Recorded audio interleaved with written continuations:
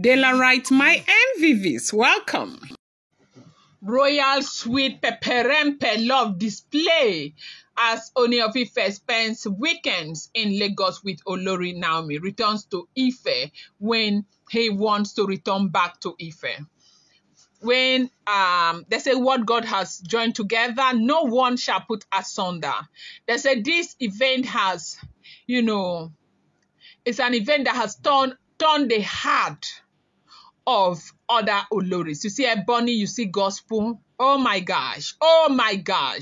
They said they don't even know what else to do. This is where they say, oh, juju fail, oh, juju fail, make you fall, carry your two legs up. They said a pattern this time, is so terrible, where Kabiyesi is never around, no. Like if Kabiyesi is back in the palace, Kabiyesi is there because there's a traditional event. He's there because the chiefs want to see him. He's there because he has a responsibility, cultural responsibility. Apart from that, Kabiyesi could care less whether there is any other person in that palace except Queen Naomi. And you say Oloris are crying that they are also women. Welcome back to my channel. It's your girl Delarama. I bring you fresh and spicy gist from the sources still on the royals. How are you guys doing? I appreciate you so much. I love you. Share my people. If you're yet to subscribe, kindly go ahead and hit that subscribe button, and do not forget to turn on the notification bell, and do not forget to give this video a thumbs up. I appreciate each and every one of you, and happy new week to you now. Ooni have decided that no matter what happens, this is a time to, seal his relationship, his marriage with Olori Naomi, knowing that they have lost so much already. So much time has gone in, bitterness, fights, scandal, and all of that. And with this man knowing this, he is not joking anymore. But, the love is on display. Everybody is seeing how he is moving to Lagos every now and then. But something happened, okay? What happened is that, Ebony, especially Ebony, not Gospel, especially Ebony. Ebony is this person who has always believed that no matter what happened, her place in the palace was secured. Yes, things had changed since Queen Naomi returned back to the life of the Ooni of Ife, and the palace atmosphere is now heavily titled in her favor. Yes, Olori Naomi. And things are not looking good. Now, they were preparing, that is Ebony and Gospel. I think they were making effort to go and meet with the Ooni of Ife.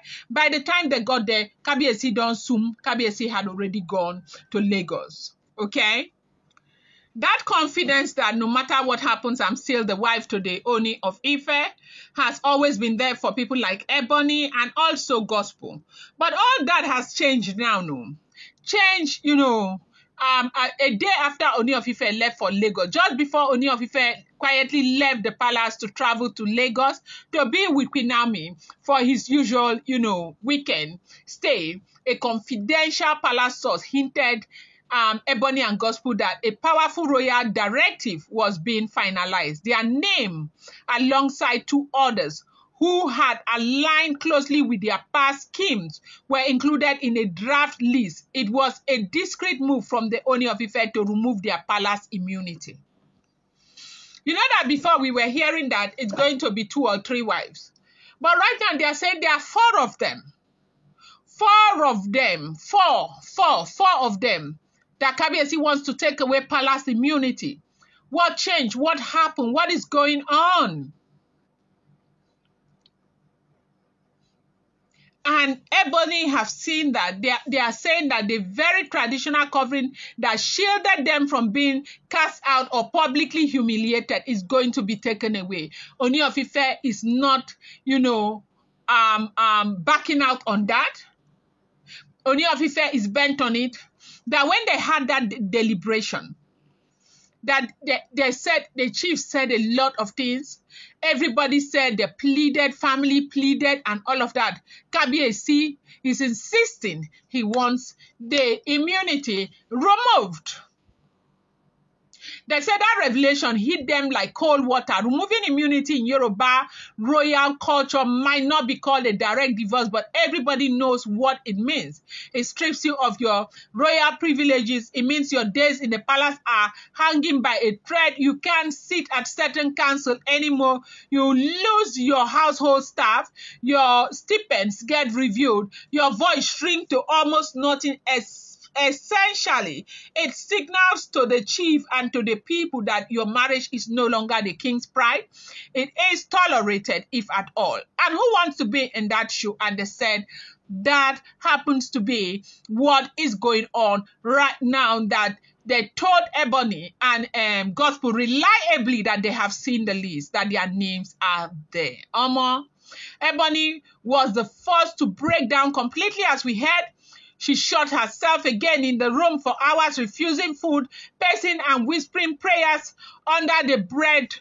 Gospel tried to console her at first, but as more discreet palace aide confirmed the seriousness of the move, Gospel herself grew pale and began calling, family elders from her side of the lineage to start intervening, as in to come to Ile-Ife. Now, by the time both women decided to swallow their pride and, rush to see Ooni of Ife to beg him personally and at least try to plead their case before any formal announcement, it was already late. Ooni had already left. Ooni had gone fium to go and meet with the love of his life, Olori Naomi. And that really hurt.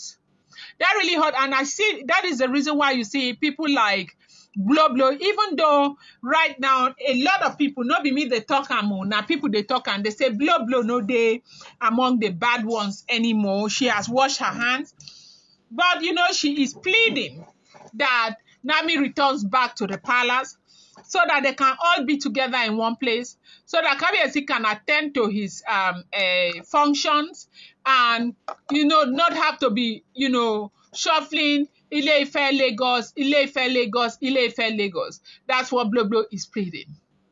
But, it is not easy. They said these women, Gospel and Ebony, they cried, like they wept so much.